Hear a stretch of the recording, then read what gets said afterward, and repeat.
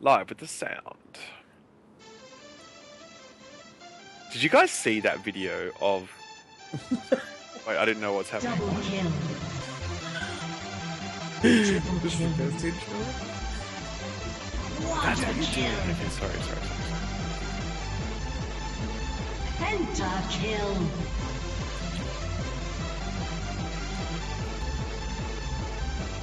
Welcome. Hello and welcome to the OzLoL podcast, episode 55.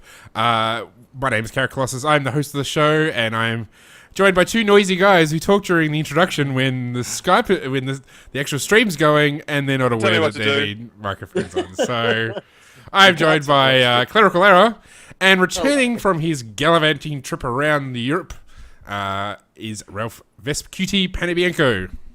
I think around Europe's a bit of an exaggeration. I was only in Italy for 2 weeks. Whatever. So, let's just clear that up right now.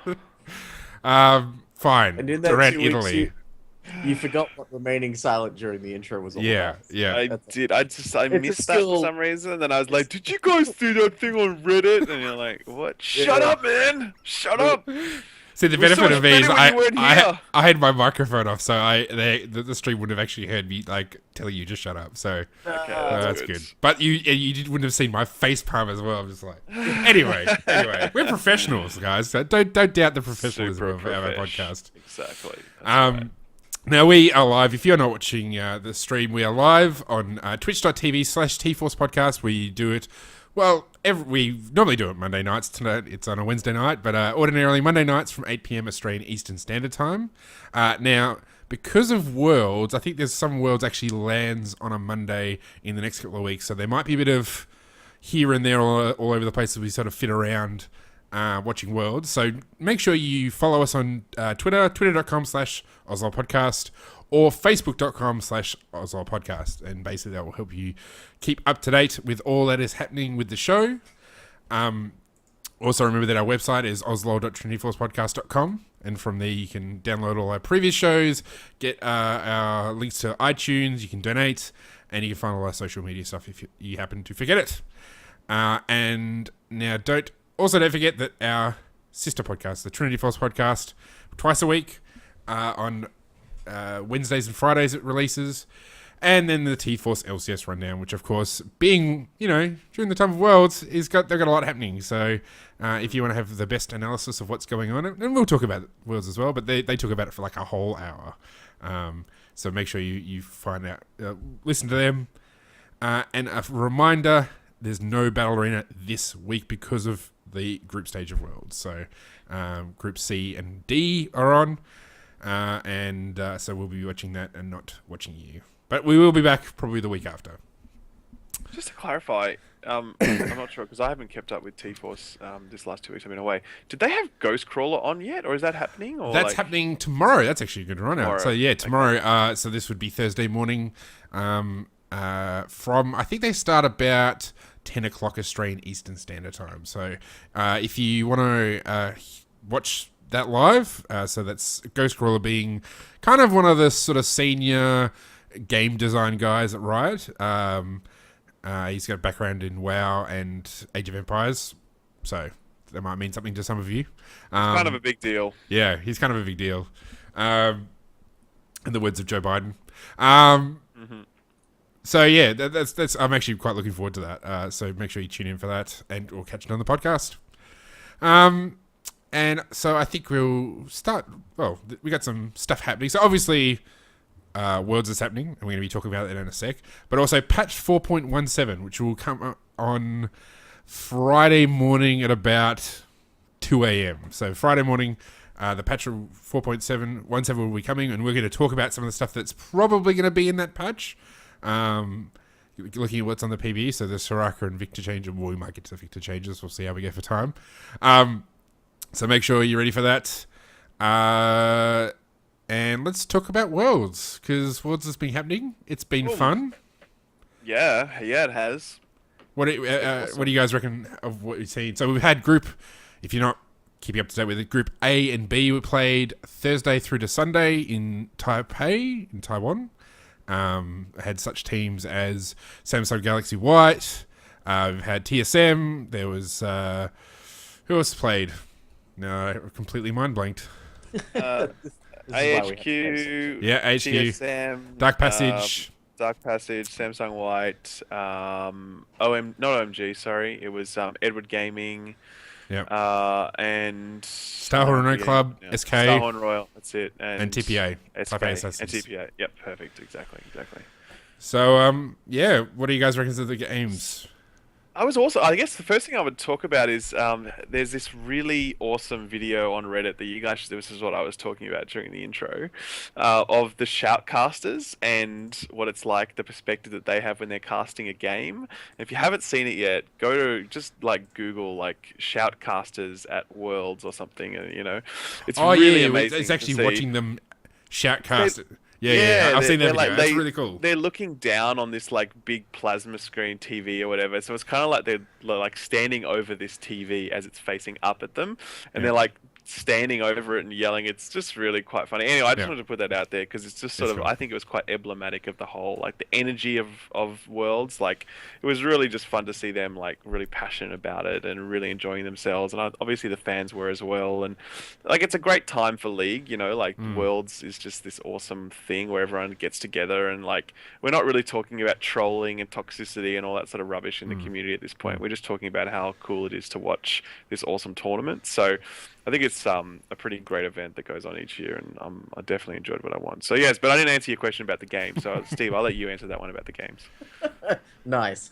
Well, the first thing that I think really should be talked about is that Janna has been picked up a ton in this tournament, and I am loving it. The way they're using her is very differently from the way she's been used previously. Like normally, like back in the day, it was Ashe and Janna in the bot lane, after Ashe moved out of mid lane, obviously. And it was kind of like all right, I'm going to shield you when you go in for a last hit. We're just going to farm till end game. This is a very different Janna. This is a very aggressive Janna. And she's been picked by most teams, picked or banned by most teams. Not all of them, but to see it used in such a way, like combinations like Zed, where they would throw in the Janna Q with the knock-up to make sure that no one was standing in the escape route of Zed, so we could just go in, harass, and get out under the protection of this Howling Gust. It's been really, really exciting to see a different style of Janna play, and for her just to instantly be in meta again from out of nowhere. Yeah, because really up until now, I mean, in the LCS, I'm sure she's popped up from time to time, but it's been a lot of Morgana, lots of Braum, obviously. Still lots of Braum at the moment, I think. Still Thresh, because, Thresh is amazing. And just out of nowhere, she's just come back into meta in a huge way. It's quite good. Makes me want to play Janna, and then I remember I'm terrible at her. And one of the Korean support guys is like, I want to go to Worlds to show the world how to play Janna or something. So it's I did see that. building post. hype before he even went. So yeah, it was a thing. But yeah, no, I think the games have He been. certainly impressed me. He certainly impressed me. I was. Yeah. I think I think one of the things that struck me is that I don't recall ADCs having a particularly definitive impact on most of the games that I saw. I think it was Tristana games then, my friend. Say again, sorry. You should watch some of the Tristana games then. No, but like I've been watching Triss, but I don't really think Triss has been really that out of control during the tournament. Like, I mean, I don't know. I remember watching the World Preview show, and in that World Preview show, it's like for both groups, like A and B, for all teams, it was always just so much focus on the ADC. It was really about, this is going to come down to the performance in the bot lane and whatever else. And it just seems to me as though it hasn't been that sort of like definitive. It seems like all roles are really contributing quite equally in terms of overall impact on the game. So I really don't think it's a case of like, if you get Tristana, you win Worlds. I think it's actually a lot more balanced. But mind you, if you get Zed and Maokai and all Tristana, you win. Yeah. I mean, having said that, Maokai, yeah, so go on. I mean, even though maybe they haven't had a lot of focus on the champions, I mean, I think the players themselves, like the ones, the AD carries role, has had a lot of focus. Obviously, Imp being the big player at the moment. and Uzi and Name and all those guys. There's been a fair bit of focus on the actual players themselves in the bottom lane. So it's quite interesting that you say that. But yeah, it's.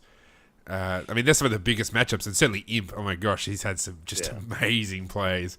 There's some truly outstanding plays by those guys. That pentakill was just glorious. You know, like they had a huge gold lead, it was a Vayne. So what are you gonna expect? That's kind of what she does. But just seeing it executed on the world stage. And so early into the group stage, like we're not even into the quarterfinal, semi-final stage yet, and we're watching that kind of play. I'm like, I love this game. Yeah, I think I quite like the group format. So if you're not listeners, if you're not familiar with the format, essentially the way they've seeded all these groups is that there's essentially a top seed from one of the realms, then a couple of like a second seed, a third seed, and then like either one of the lower Southeast Asian or one of the wildcards. So basically, each group there is a group of death. I think it's Group C. It's got Fnatic, Samsung Blue, OMG, and LMQ. So that's probably the toughest ones. But otherwise, there's always a couple of teams that are a bit weaker. Especially Group A. It's got AHQ and Dark Passage. So, in some ways, there's been a lot of stomps. Dark Passage went 0-6. I suspect Kaboom will probably go 0-6 as well in the upcoming matches. But having said that, even though there's been a lot of stomps, and I haven't watched all the games just because of that, I'm not like Steve. Steve watches like 500 hours of professional league every single week. I actually want to have a life outside of that. So I don't watch all the games. Plus, it's in the middle of dinner, so I have to actually stop and cook and eat. And spend time with my wife, because she's not so crazy about league. So it's been good that there's a few games that I've kind of watched, but there was a couple of big upsets. So, spoiler alert, AHQ beat Edward. AHQ was a Taiwanese team that I think they went 3-4, so maybe shouldn't be so hard on them. They nearly went through, but certainly they were a lot weaker compared to. Well, they seemed a lot weaker. You gotta. I think we've got to be fair to most of the teams. It's been said for years, but I think it's more true now than it ever has been. Is that the Koreans are just the next level above everyone else, and I think the gap is larger this year than it was last year. And when you've got stuff like the international wildcard and the smaller server kind of player bases who haven't got as much of a developed meta or an understanding of objectives and everything like that, I think mechanically a lot of the teams are performing fairly well. We can't quite compare them to the amazing agents from the South Korean region, but based on their own merits, I think everybody's kind of done well. So. Yeah, I think TSM's played really, really well. I'm looking forward to seeing them go through. So surprised. I was never expecting them to do as well as they did. I was legit impressed by the quality of not just like their play, because I think their play kind of makes it sound like they're doing flashy stuff, but just like how smart they're being, how strategic. Like there's one match, if you ever want to see how to shut down a Rengar in a game, I forget who it was against, but either way, I think it was Wins, whichever team he's on. Anyway, basically TSM just like masterfully shut down this Rengar by like perfect deep ward, timed deep ward, deep in the jungle constantly. Like there was just no way this Rengar could do anything, because at all times, like TSM just knew exactly where this Rengar was. So if you want to know how to like really deal with Rengar, like this is they put on a clinic to show you. That was actually, and I think because TSM have always been pretty good mechanically, and certainly someone like Bjergsen. I think he got to Diamond 1 Korean solo queue like in no time. Like they're all individually quite skilled, but I think what has been really impressive about TSM is they've actually worked as a team. Where in the last couple of worlds they've just kind of not got it together, and I don't think they've made it through in the last two worlds from wherever they started. So they might have been in the quarters, or they might have been in the group stage, but they didn't make it through. I think this is the first time they've made it through in a while, and they deserve it. They really genuinely played very well, which is good. It makes it for a more competitive thing. Though their loss to SK was in that last game. Gutting. Totally. If you want to see a game turn around, like you want to see how not to do the late game, go and watch the last 5 minutes of TSM versus SK. the second game they played. It was just essentially TSM were ahead through most of the game. SK were pretty close. I think they were basically neck and neck for most of the game. TSM then got quite a substantial lead. They'd taken down the middle inhib. I think they might have even got a Nexus tower as well. They had Baron, and then they just completely fell apart in the last 5 minutes. And SK capitalized on that and then won the game. And it was, you could tell after the game they were absolutely devastated that they gave up such an easy win. Because really, if they just played a bit safer, they would have won. So that was quite. I wasn't actually fully paying attention, and then I'm just like, you would have just seen my head like snap to one side as I just like realized that something big was happening. And then like now that means they have to play TSM have to play Samsung White, in the next round. In the next what do you call it? The knockouts. In the knockouts. Yeah. So that wouldn't have happened if they would have been against Edward, I guess. Oh yeah, they would have. So. Yeah. Yeah. So everyone's like, "Oh God, thanks very much, you jerks. Why can't you just lay down and die?" You know. Well, actually, if they had won, they would have had to go to a tiebreaker with Starhorns. So they still would have had to go against Royal Club for a tiebreaker. Which, of course, if they'd won the tiebreaker, they would have had to face Edward Gaming, who, yeah, I mean they would, I mean essentially 3-3. And then won the tiebreaker against AHQ. So that's considering they were the super team, completely dominant team in China. It was quite interesting how they worked out. Well, I think it's good that TSM are going to be fighting Samsung Galaxy White, because then no matter how Worlds turns out, all of the TSM fans out there can always just watch that game and pretend it's the final. Yeah. Like you never this is probably the best chance you're going to get to see TSM or any North American team fighting the best team in the world where the stakes could not be higher. Absolutely.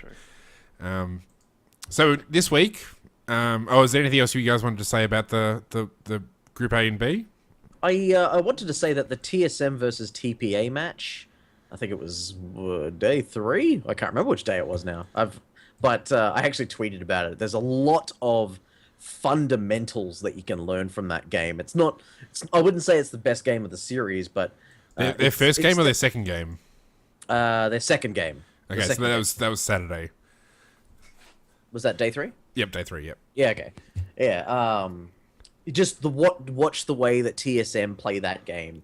It's very methodical and it's really, really well executed. And TPA generally seem to have an answer, but because of just slight positioning errors or the gold advantage, TSM are able to maintain their lead and close out a game. It was a very educational game, though. Were you snorting at me, Ralph? Was that what that noise was? Sorry, I apologize. That was me. I have allergies. I'm not going to go into the details on a live podcast. Believe me, but yes. By details, you mean you have a cocaine habit and you just... that's right, I was just snorting a line right there. Yeah, buddy. Wait to the end of the show. Yeah. Right. So, in addition to his secret podcasting habit, he also has a secret drug habit he keeps from his girlfriend. Secret podcasting habit. That's right. I'm addicted, man. Just can't stop podcasting.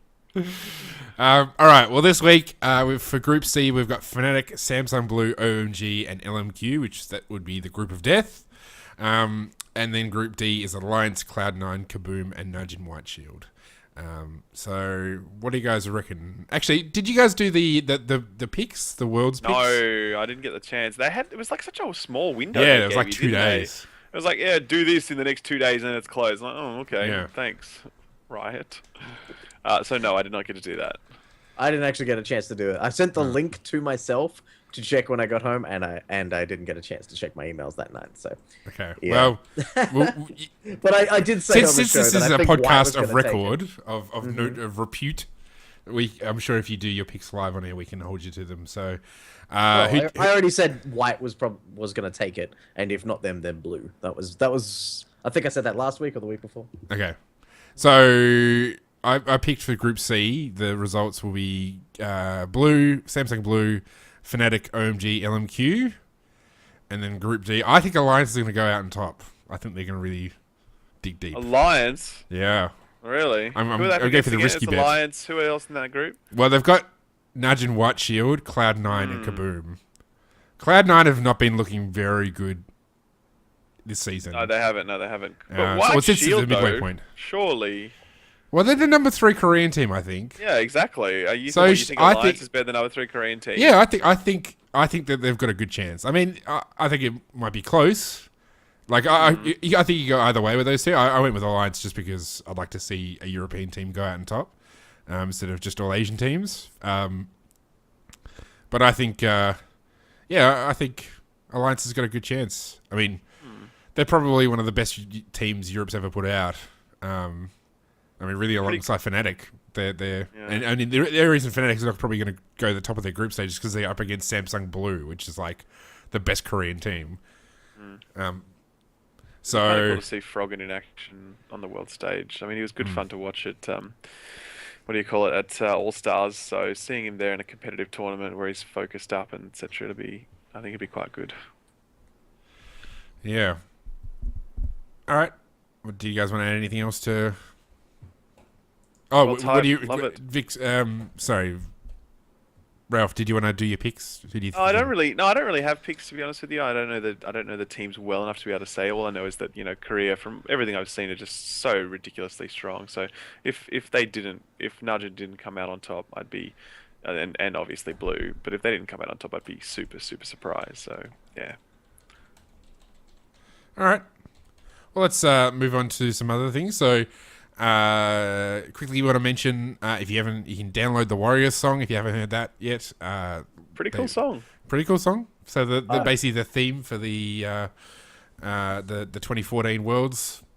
So I emailed it to my mother. She approved. Okay. Well, there you go then. That was Riot's target market, obviously. Exactly.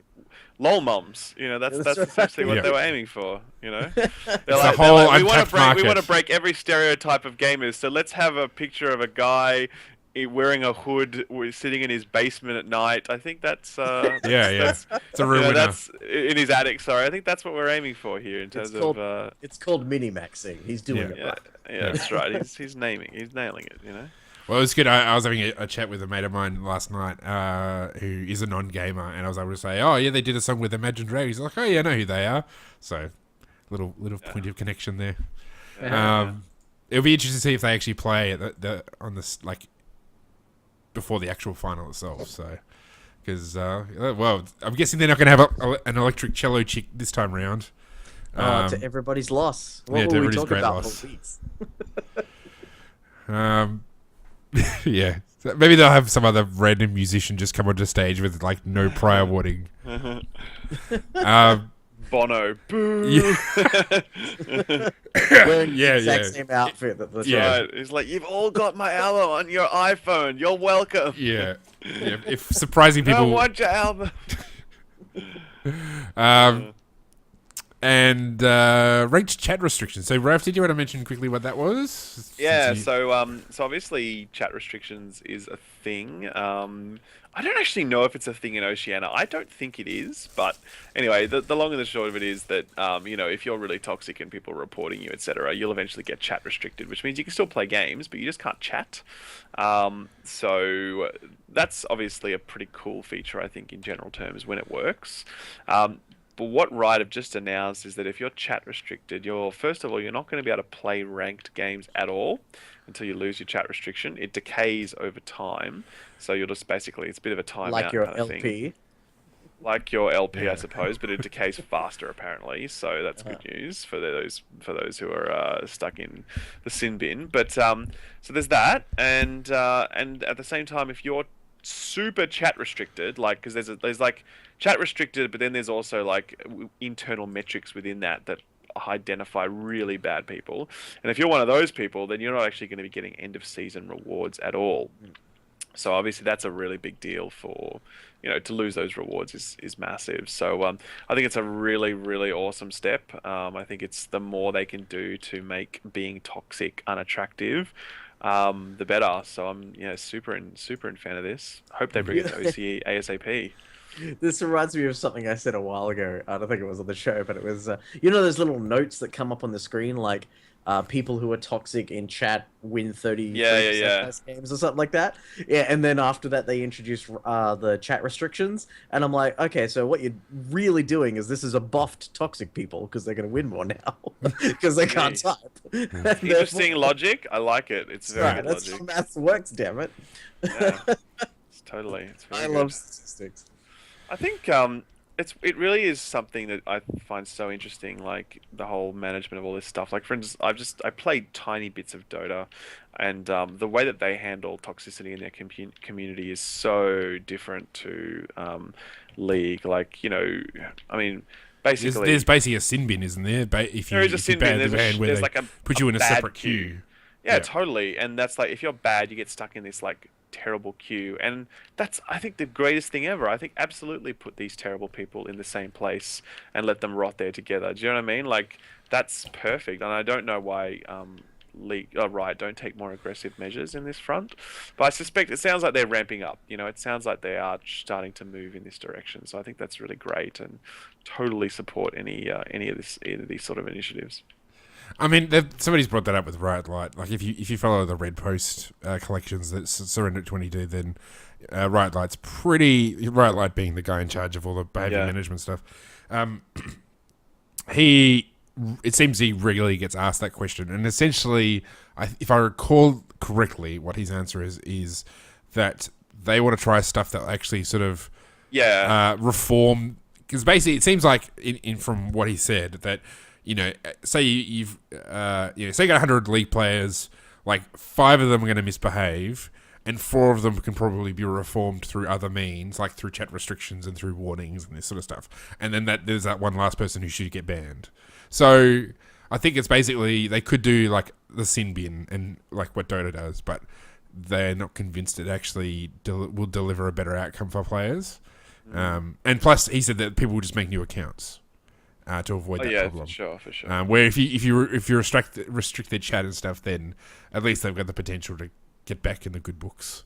Well, So, Riot Light is like the superhero of everything to me. I love that guy. I remember he was saying that if you make it easy for people to be toxic, then there's obviously going to be more toxicity within whatever community we're talking about. In this case, League of Legends. So a lot of what he has done has been based off the idea that we're just going to make it harder to be a dick.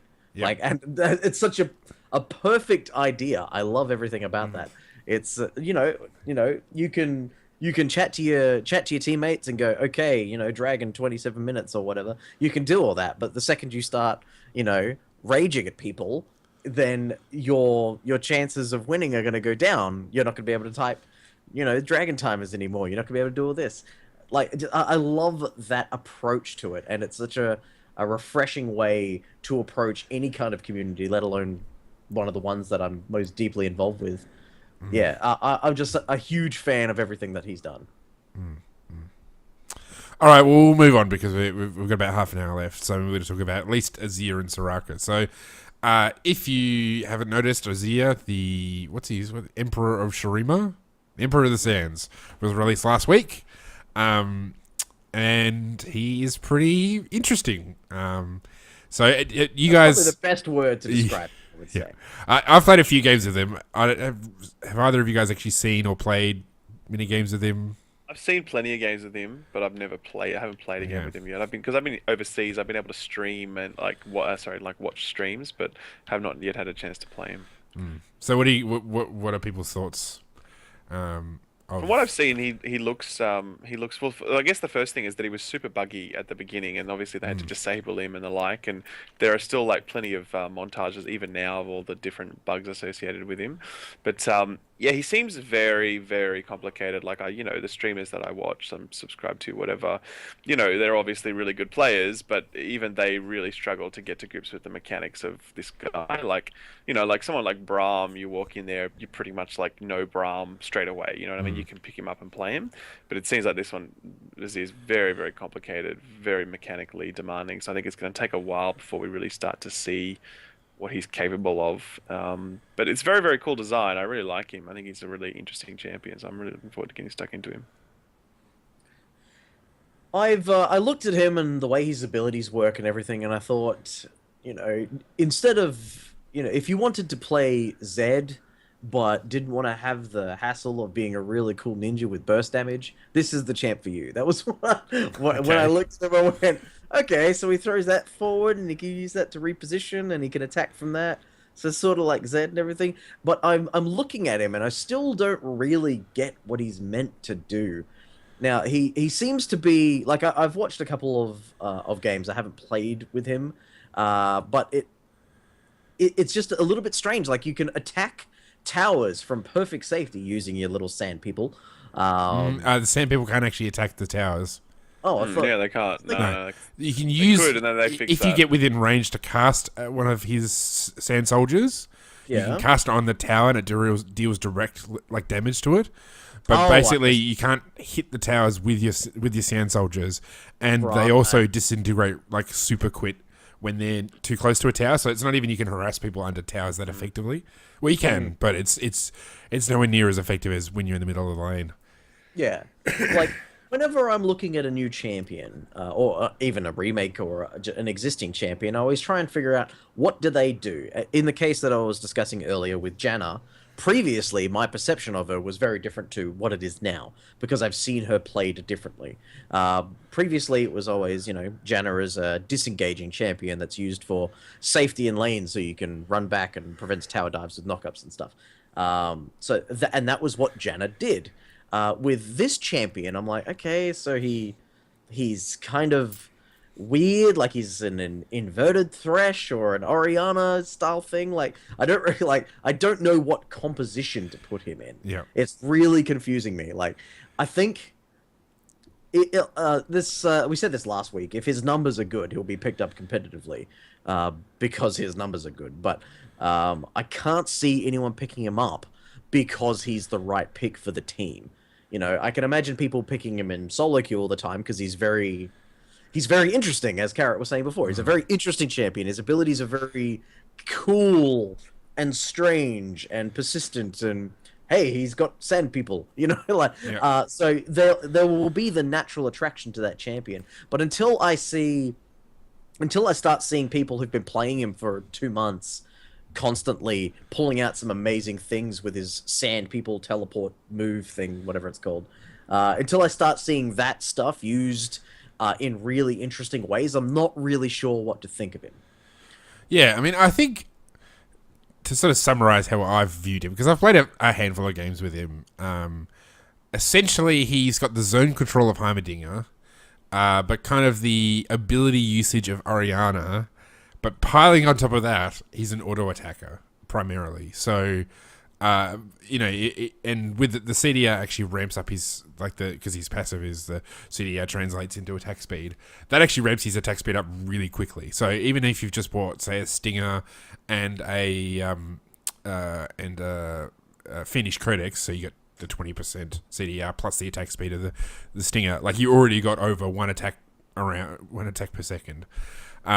So he's by far like over, like he basically makes Yasuo or Lulu or any of those mechanically intensive champions look like Annie or like just Ashe or easy mode. Like there's nothing as mechanically intensive as Azir is. Like he's just a whole other level, and that's why I am absolutely shit with him. I am unbelievably shit with him because my mechanics are terrible compared to like most people, and it's like because you basically you've got to kind of position your soldiers so you can use them to attack, but then you've also got to orb walk as well because that's how they operate, and So just the combination of those two, and then adding on top of that, you've got his shifting sands, his E, which allows him to get the shield and to sort of move around, and then he's got his ultimate as well, which is it's a wall. So you've basically got angles and vectors and all stuff just going on all the time, and on top of that, you've got orb walking. So he's really, really intense, but I think he has some really clear strengths, and I think it will mean that I think he's got a limited. He's going to have some really awful matchups and then some like amazingly good matchups. So I think I mean, I ended up because I basically when I was trying to play him because everybody wanted to play him, I essentially picked him first and then just fit the role. Tried to find a role I could put him in. I found out that he's awful in support. Like he's really bad. His damage is not enough to really make it worth his while, and he hasn't got any sort of really decent CC to back it up. In top lane, he works all right, and he actually works quite effectively against melee champions because the actual range of his sand soldiers is actually pretty decent, and they actually spear through enemies. So you actually can put it. I think if you're actually mechanically good, I think you can put a lot of damage on most top lanes. Someone like a Ryze, I think, would be really quite vulnerable to Azir because you've kind of got the range, and the zone control, and Ryze needs to be relatively close to minions and stuff. So I think there's like that sort of matchup he'd be quite good against. Probably someone like a melee sort of bruiser. Probably even maybe not Maokai because you use your abilities a lot and he would get a lot of refresh. But yeah, anybody sort of shortish range, I think he'd do quite well against. But I think really it's tower pushing because once he gets that attack speed up, and once he gets a bit of AP onto his sand soldiers, because it's essentially it's 80 plus 25 Azir's level plus 70% AP damage. AP ratio. So that you actually, once you get a little bit of AP, once you get a few levels, towers melt. Like he just annihilates towers. So I think he probably wouldn't be very good as a split pusher because he's just so squishy and he doesn't have enough. Like you can use his sand soldiers and his E to escape, but it's not very good. It's a cast time and it's quite short range. But I think in like a fast push comp, I think he'd just be almost unstoppable. So if you put him with like a Caitlyn, like a Nami or something, somebody who works well with Caitlyn to sort of help push towers. Probably actually a Janna. A Janna would actually be really good because then you'd have lots of disengage. So essentially you're sieging towers, you're pushing it quickly, and then you disengage and then you just back off. I think that sort of comp he would just utterly destroy in because just that the cooldown on his sand soldiers is so short, and he just does so much damage. So yeah, it'd be interesting to see how he's played. What do you mean competitively? Yeah, because if he could fit into that sort of team composition, then that does open the battlefield quite considerably. But if his numbers aren't as good as they need to be, would you really pick him over like a Nidalee or a Maokai in this current meta? Probably not. And he's not. He's obviously to me he's not one of those champions that is going to enter the game and then immediately change the meta. Like when Thresh hit. Yeah. The game changed overnight. It was like, okay, Jungle Volibear and Nasus are now a thing because we've got this Dark Passage lantern thing to click on. So, and the way his tower ability works, it's still a bit confusing. Like it's still like you cast it there, it's on a 3-minute cooldown, and it does stuff that towers do, but not as effective. But it's actually his tower I think does more damage. Because it basically scales off his abilities. So his attack it's essentially the attack damage. I think scales off his own attack damage, and then it's got an AP ratio, and then its attack speed. Its attack speed is static. I thought it was actually variable as well, but I think its health is basically a lot of it scales off his abilities, off his own stats. So it is better than a normal tower, but it's still a tower. So as I said before we started, it gets to a point where a tanky top laner doesn't really give a crap. He's like, yeah, whatever, bring it. I can take it. So I think it's actually surprisingly situational. Like when I first saw it, I thought, oh my gosh, this is going to be like a crazy good ability. It actually turns out that the conversion of a CDR to attack speed is actually much more useful. And much more effective and actually really, really powerful. And the Sun Disk is more of just kind of a nice little thing that it's kind of the cherry on top of the sundae. And I think in terms of like dealing with split pushing or dealing with big minion waves, like if you can imagine a situation where they've built up a huge minion wave, and you just go and drop the tower, clear it quick, and then teleport into a fight or something like that. I think that'd kind of be something useful. Or when there's an inhibitor down, or like in your own base when you need a bit of extra, like a Nexus tower's already gone down, you can put it in there, and you could probably then clear minion waves pretty quickly. So I think it's going to be those sorts of situations where it's going to be quite useful, but otherwise not that interesting. Yeah. Maybe early game if people are dumb enough to dive you when you're standing underneath it, like that's probably about it. I was really hoping that it would add kind of a new way of thinking about map control, because as you'll see in most professional games, the commentators will bring attention to it, the shoutcasters, sorry, and like they'll take down the mid tower, and someone like Jat will jump in and start saying, well, this is really important because that now opens up the map for this team, and that will allow them to do all these more things. And I was hoping that ability would kind of be well, I lost my tower early, but don't worry, I've got Azir, so I'm going to be able to reclaim that map pressure, and all of their wards are going to go to waste or something. But it doesn't seem to quite work that way yet. No, and the cast time is not quite quick enough that if you're standing and recalling and you're quite low, putting a tower down is probably not going to... It's not going to get summoned quick enough to sort of stop you from being killed. Yeah. So it's even as like a defensive thing, it's not even that effective. I think it's the minion, like getting minions, because you get all the gold from any minions you kill. So I think in that regard, it's probably going to be its best use. Similar to how if Janna shields a tower, she gets the kills for the minions and stuff. Yeah. Yeah. That's an interesting point. Can Janna shield his towers? Probably. Does he? Why not? I'd say. Yeah. That's an interesting idea. I might have to try that in the custom. I think they are, because I imagine they are coded as towers in the rawest sense, because when you kill one, it actually says an enemy, like an enemy tower has been destroyed. You know what I mean? Like it announces it in that way. As if it's been killed. So I'm gonna guess yes. I mean, I think Azir's going to be, just to go to a different map mode, but I think he's going to be awesome in ARAM. Like, he's going to be so much fun, and he's going to be really powerful.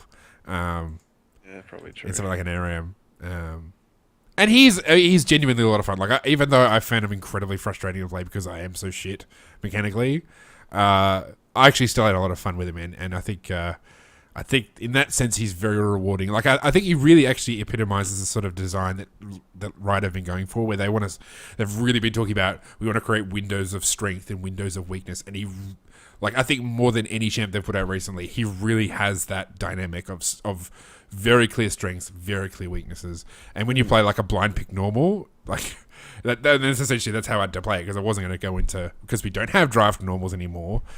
Damn you, right? And I'm not going to go into solo queue with him. That's right. Yeah. I'm the Riot Please guy around here. Please don't take my position. Carrot, please. Carrot, please. Perfect, Ralph. You nailed it. You have to go to blind pick, and then there's lots of champions that just ruin his day, and there's nothing you can do about it, because they, for whatever reason, they just wreck him.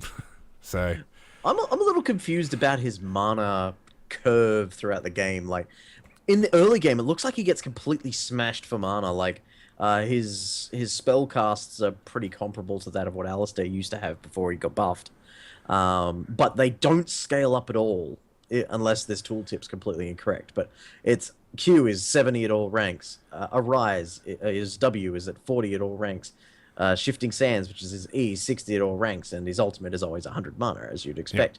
And from the games I've seen, again, I haven't played him. From the games I've seen, it looks like he's very, very mana intensive early. So people are building multiple Dorans and Chalice for Harmony and all that sort of stuff. But from the looks of it, the mana itemization path isn't the way to go for him, because after he reaches level 7 or something, once he's got whatever one item he's building, then it's not going to be a problem for the rest of the game. So yeah, I mean, his base mana is interesting. Yeah, his base mana is 322, which is all right. And certainly when you're using the soldiers, it's only when you start moving the soldiers around that you have a problem. Just using the soldiers themselves is actually quite spammable.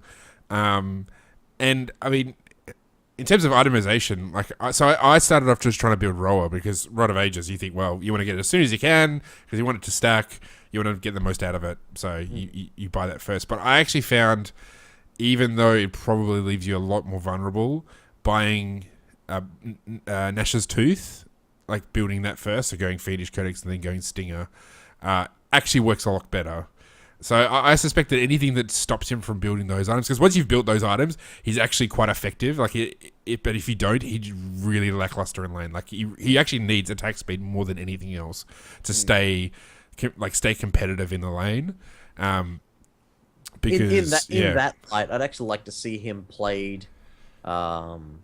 Just to try it out, kind of doing the 2-man jungle lane swap situation where he just goes around getting experience with the jungler until he's got enough gold for a couple of attack speed daggers or the Fiendish Codex or whatever, and then going back to lane. He probably won't have enough, but when he goes back to lane, just last hitting everything under the tower, recalling, getting those items, and then coming back at that point to avoid that whole what looks like a very poor early game.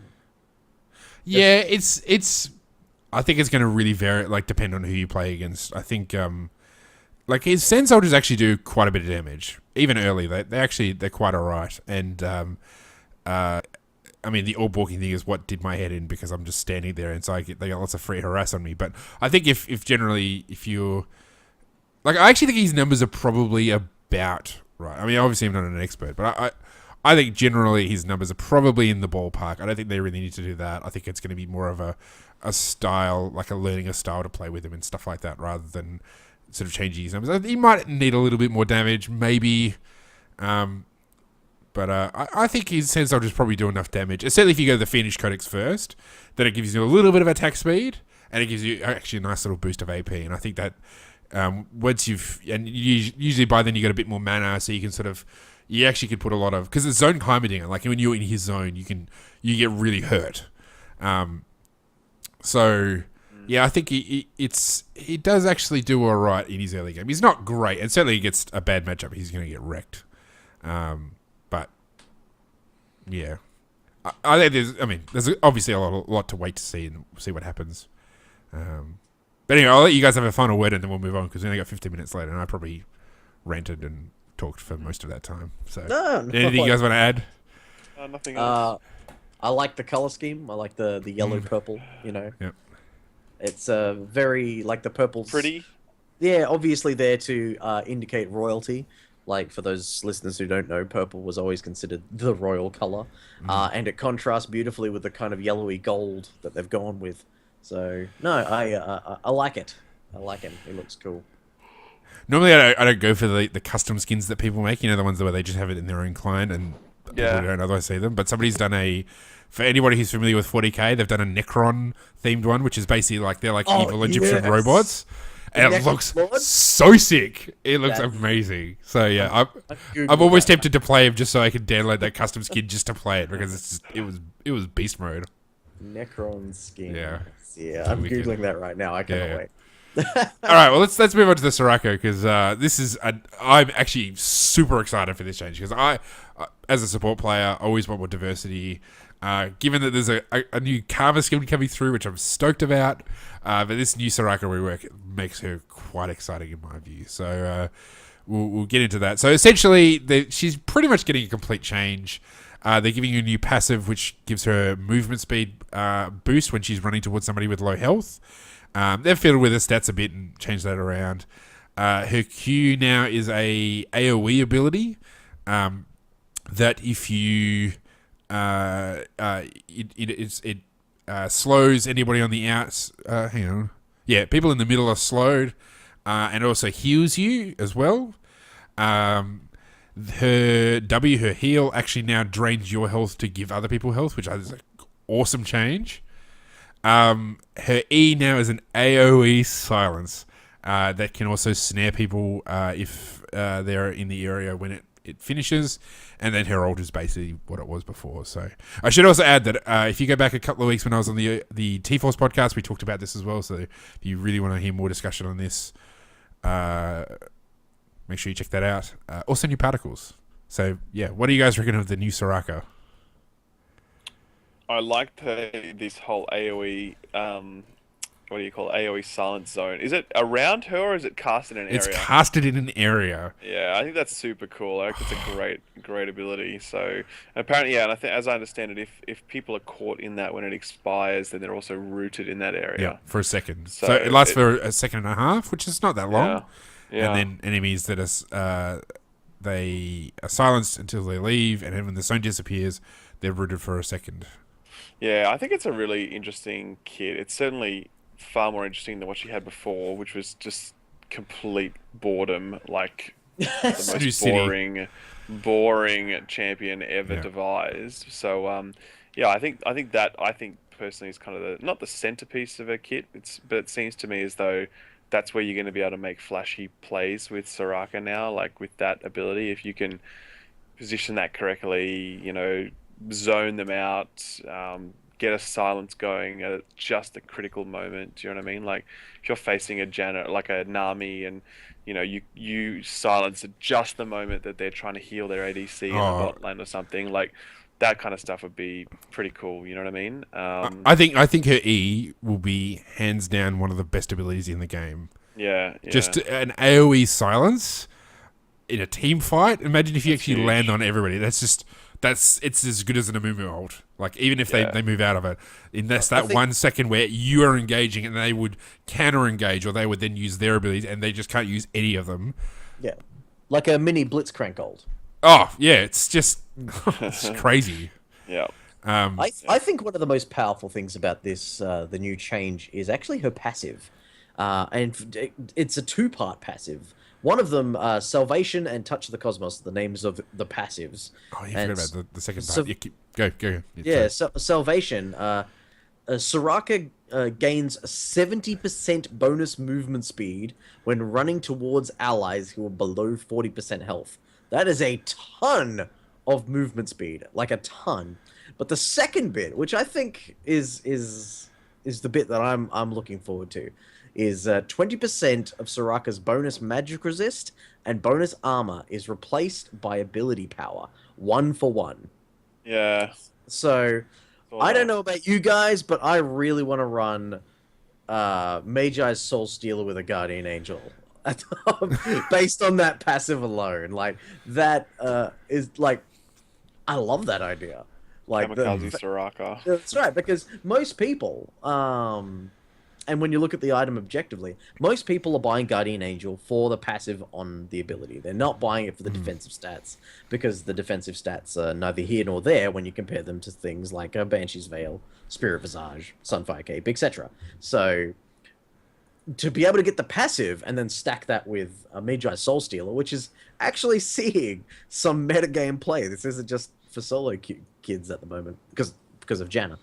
But I like that idea. I really, really like the idea of a Guardian Angel being a core item on Soraka. It's not necessarily going to go that way, but I love the idea of that. Yeah. And that was when I was looking over these notes. I'm just like, that's awesome. Getting ability power from building a Guardian Angel.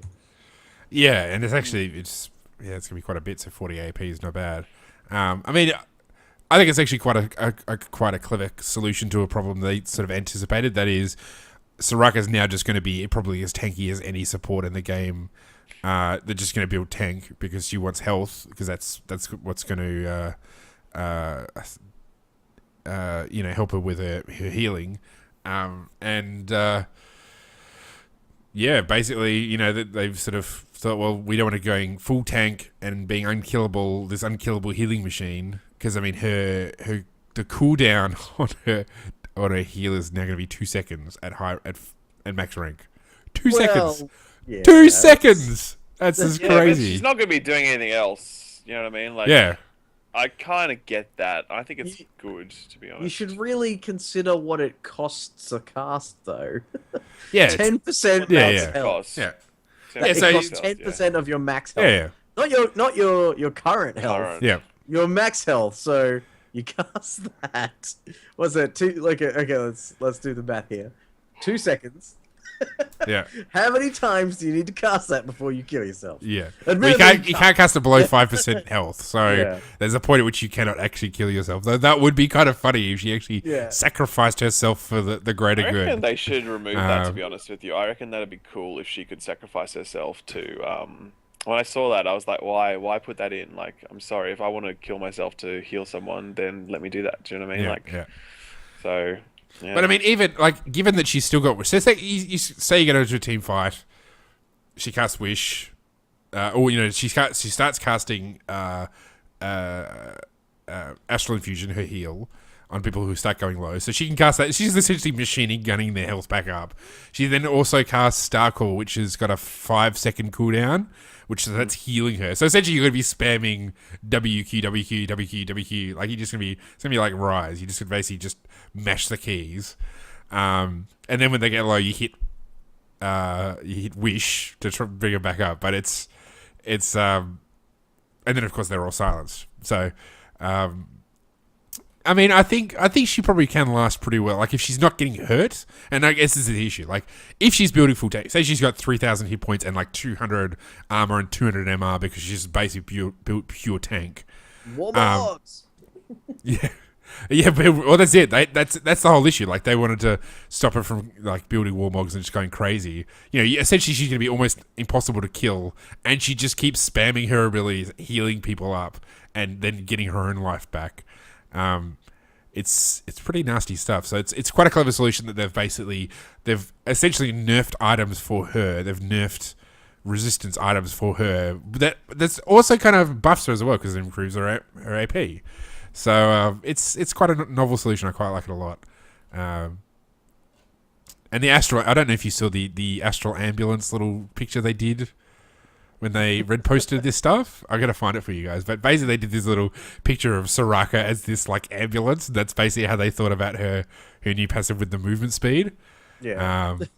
So yeah. And the movement speed range, from what I can see, it's almost the distance between the first and second towers in a lane. So that's actually it'd be quite basically if you get it within range of that, you're just gonna like rocket towards them, which is kinda cool.